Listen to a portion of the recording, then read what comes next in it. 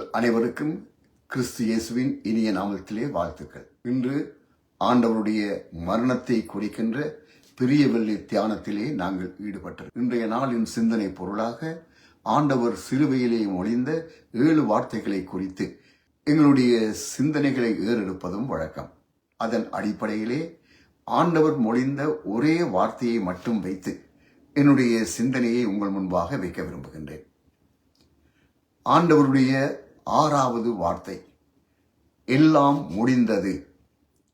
நாம் அறிந்த வண்ணமாக ஆண்டவர் சிலுவையிலே மொழிந்த வார்த்தைகளிலே முதல்லே மன்னிப்பின் வார்த்தையை ஏறெடுக்கின்றார். பிதாவே, இவர்கள் செய்வது அறியாதிருக்கின்றார்கள், இவர்களை மன்னியும். இன்றைக்கு என்னுடைய கூட பரதீசில் இருப்பாய், அதோ உன் தாய், அதோ என் மகன் என்று சொல்லி தன்னுடைய கடமைகளை எல்லாம் நிறைவேற்றிய ஆண்டவர் தான் தாகமாக இருப்பதை உணர்ந்தும் கடவுள் தன்னை கைவிட்டு விட்டாரோ என்கின்ற அங்கலாய்ப்பிலே ஏலோய் ஏலி லாமா சபக்தானி என்று அழைத்தும் பின்னர் எல்லாம் முடிந்தது என்று கூறி தன்னுடைய ஆவியை ஆண்டவருடைய கைகளை ஒப்புவித்தார் என்று 7 வார்த்தைகளும் அங்கே வருகின்றன. 3 சுவிசேஷங்களிலும் பரவலாக இந்த செய்திகள் கூறப்பட்டிருக்கின்றன.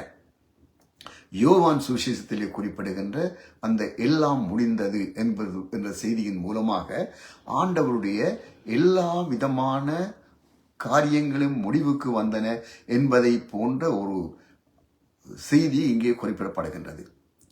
ஆண்டவர் எல்லாம் முடிந்தது என்று சொல்லி தன்னுடைய உயிரை விட்டபோது அங்கு இருந்தவர்கள் எல்லோருமே தங்களுடைய சோகத்தை உணர்ந்தார்கள், தங்களுடைய கவலையை உணர்ந்தார்கள். தங்களுக்காக இதுவரை காலமும் பாடுபட்ட ஒருவர், தங்களுக்காக தங்களை நேசித்த ஒருவர் இப்போது இறந்து விட்டார் என்கின்ற ஒரு கவலை அவர்கள் மனம் எல்லாவற்றையும் ஆழ்த்தியிருந்தது. ஏனென்றால் ஆண்டவரிடமிருந்து அன்பை பெற்றவர்கள் ஏராளம். யாரெல்லாம் ஆண்டவரை நெருங்க முடியாது என்று நினைத்தார்களோ அவர்கள் எல்லோரிடமும் நெருங்கி வந்தவர் ஆண்டவர். அனைவரையும் அன்பாக நேசித்தவர் ஆண்டவர். எனவே இப்போது ஆண்டவர் எல்லாம் முடிந்தது என்று சொல்கின்ற போது எங்கே ஒரு விதமான சோகத்திலேயோ அல்லது தன்னுடைய காரியங்களை இனி ஒன்றும் செய்ய முடியாது என்ற நிலையிலே ஆண்டவர் குறிப்பிட்டதாக நாங்கள் இதனை கருதக்கூடாது என்பது இங்கே ஆண்டவர் எல்லாம் முடிந்தது என்று சொல்லை உபயோகித்து பயன்படுத்திய கிரேக்க சொல்லு. அந்த கிரேக்க சொல்லு டெட்டலசாய் என்கின்ற ஒரு கிரேக்க சொல்லு. அதற்குரிய ஒரு வகையான மொழிபெயர்ப்பாக நாங்கள் வேணுமென்றால் இட்ஸ் ஃபினிஷ்ட் என்று எடுத்துக்கொள்ளலாம், எல்லாம் முடிந்தது என்று எடுத்துக்கொள்ளலாம். அது அந்த அர்த்தத்தை ஒருவேளை கொடுத்தாலும் அதற்கான அர்த்தம் அதுவல்ல. அந்த அர்த்தம் ஒரு பரந்துபட்ட ஒரு மிகவும் ஒரு கிரேக்க மக்களுக்கு நன்கு தெரிந்த ஒரு பதம், கிரேக்க மக்கள் மத்தியிலே மிகவும் அனுபவப்பட்ட ஒரு பதம்.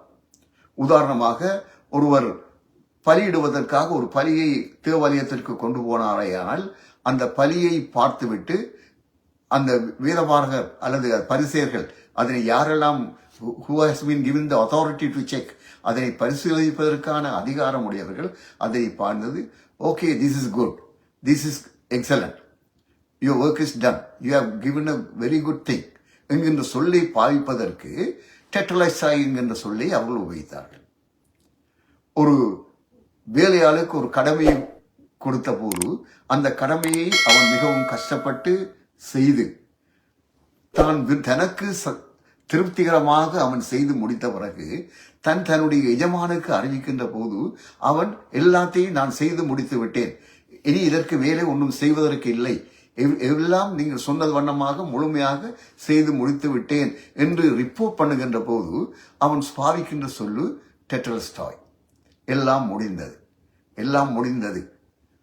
வீட்டிலே சிறிய பிள்ளைகள் இருக்கின்ற போது அல்லது வீட்டிலே இருக்கின்ற மக்கள், வீட்டிலே இருக்கின்ற பிள்ளைகள் தாங்கள் செய்கின்ற காரியங்களை செய்து முடித்த பின்பு அதனை பற்றி குறிப்பிடுகின்ற போது அவர்கள் சொல்கின்ற செய்தியும் கூட, அவர்கள் ஏறெடுக்கின்ற செய்தி சொல்லும் கூட டெட்டலஸ்டாய், அம்மா, அப்பா, ஐ ஹவ் ஃபினிஷ், நீங்கள் விரும்பிய வண்ணம் இதை முடித்து விட்டேன்.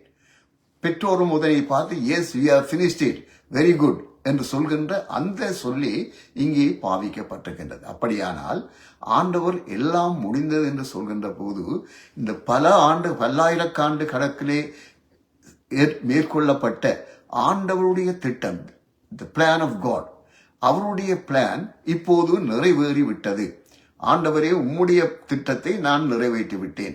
நீர் எனக்கு என்னென்ன பொறுப்புகளை எல்லாம் தந்தீரோ அவை எல்லாவற்றையும் செய்து முடித்து விட்டேன். இனி எதற்கு மேலே செய்வதற்கு இல்லை. இந்த மக்களுடைய மீட்பு எல்லாவற்றையும் நான் ஏற்படுத்தி கொண்டேன், எனக்காக மாற்றிக்கொண்டேன்.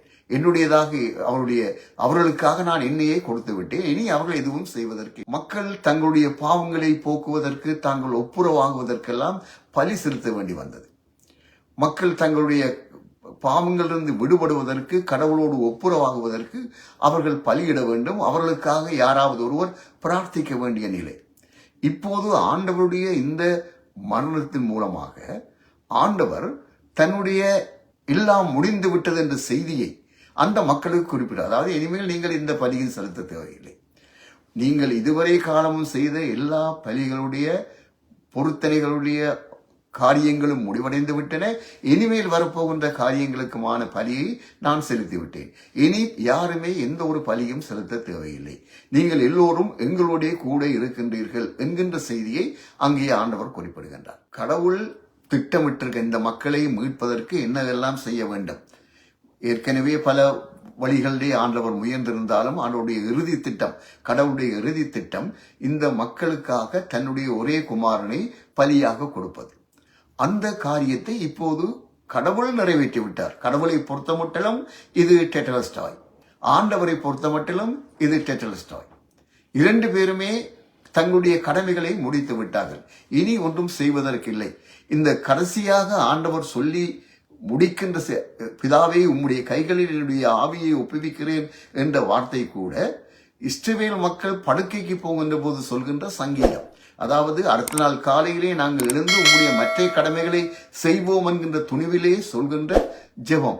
உம்முடைய கைகளிலே என்னுடைய ஆவியை ஒப்புவிக்கிறேன், நான் மீண்டும் தொடர்ந்து உம்முடைய பணிகளை செய்வேன் என்கின்ற உத்தரவாதத்தோடு ஆண்டவர் இந்த எல்லாம் முடிந்தது, உம்முடைய கைகளிலே என்னுடைய ஆவியை ஒப்புவிக்கிறேன் என்று கூறி தன்னுடைய இந்த பூவுலக திட்டத்தை முடிவுக்கு கொண்டு வருகிறார்.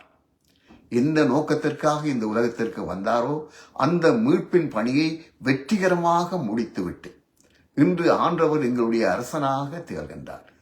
கடவுள் ஏற்கனவே திட்டமிட்டபடிதான் நடைபெற்றது. ஆண்டவரை காட்டிக் கொடுப்பதற்காக ஒருவன் வந்தது, ஆண்டவரை மறுதளிப்பதற்காக இருந்தது, ஆண்டவரை சிலுவையிலே அறைய மக்களை ஏவியது, இவர் மெய்யாகவே தேவகுமாரன் என்று 100 அறிவிக்க வைத்தது எல்லாம் கடவுளுடைய திட்டத்தின் ஒரு அங்கம். இதற்கு மாறாக வேறு எதையும் நாங்கள் செய்திருக்க முடியாது. ஆண்டவரை நாங்கள் சிலுவையிலே இருந்து காப்பாற்றி இருக்கலாம் என்று கூட எண்ண முடியாது. ஏனென்றால் இது அதெல்லாம் பார்ட் ஆஃப் த பிளான், கடவுளுடைய திட்டத்தின் ஒரு அங்கம். எனவே இன்று நாங்கள் அனுபவிப்பது ஒரு ஃபோர்டேஸ்ட், அதாவது ஒரு வகையில் சொல்லப்பட்டால் நாங்கள் ஒரு முன்னரே ருசி பார்க்கின்ற ஒன்று. மரணம் ஒன்று எங்களுக்கு அருமையானவர்களுக்கு வந்தால் எப்படி இருக்கும், அதனை ஆண்டவருடைய மரணத்தோடு நாங்கள் ஒப்பிடுகின்ற போது எங்களுக்கு ஏற்கனவே தெரியும் ஆண்டவர் 3ஆம் நாள் உயிர்த்தெழுவார் என்று.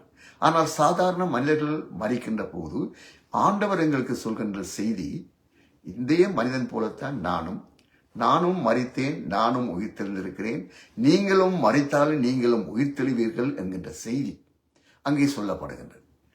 நாங்கள் துக்கப்படுகிறோம், எங்களுக்கு அன்பானவர்கள் மறைந்து விட்டார்கள் என்று. எங்களுக்கு அன்பான ஆண்டவர் இயேசுவை என்று சிலுவையில் வதைக்க கொண்டு விட்டார்களே என்று நாங்கள் துக்கப்படுகிறோம். ஆனால் ஆண்டவர் சொல்கிறார், இது எல்லாம் ஏற்கனவே திட்டப்படி உங்களுக்காக நடைபெறுகின்றது. நான் உங்களை மீட்டு கொண்டேன், இனி நீங்கள் என்னுடையவர்களாக மாறுங்கள். ஆண்டவருடைய உயிர்த்தெழுதலின் நம்பிக்கையிலே எங்களுடைய வாழ்க்கையை தொடங்குகின்ற எங்களுக்கு இன்றைய நாள் ஒரு சிறப்பான நாள். மற்ற எல்லா கிறிஸ்தவ நாட்களிலும் பார்க்க மிகவும் சிறப்பான நாள் இந்த பெரிய வெள்ளி. அதற்காகத்தான் இதற்கு பெயர் குட் ஃப்ரைடே, ஆண்டவருடைய நல்ல வெள்ளிக்கிழமை. இன்றைய நாளிலே ஆண்டவர் தன்னை எங்களுக்கு பலியாக தந்தார். இஸ்ரவேல் மக்கள் பஸ்கா பலியை தங்களுக்கு கிடைத்த விலையேறப்பெற்ற விடுதலைக்கு அடையாளமாக கொடுத்து வந்தார்கள். இந்த பஸ்கா பண்டிகையின் போதுதான் ஆண்டவரும் சிலுவையிலேயே மறைந்தார். ஆண்டவர் சிலுவையிலேயே மறைந்தது மூலமாக எங்களுக்கான ஒப்புரவு பலியை ஆண்டவர் மேற்கொண்டார். ஆண்டவர் தாமே உங்கள் ஒவ்வொருவரையும் ஆசீர்வதிப்பாராக. ஆமேன்.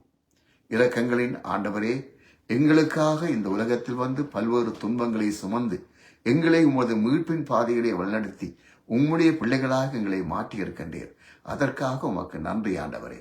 தொடர்ந்து எங்களை ஆசீர்வதித்தள்ளும், எங்களை வழிநடத்தியள்ளும். ஆண்டவர் இயேசுவின் பாதம் படிந்து கெஞ்சுகிறோம் சுவாமி. ஆமீன்.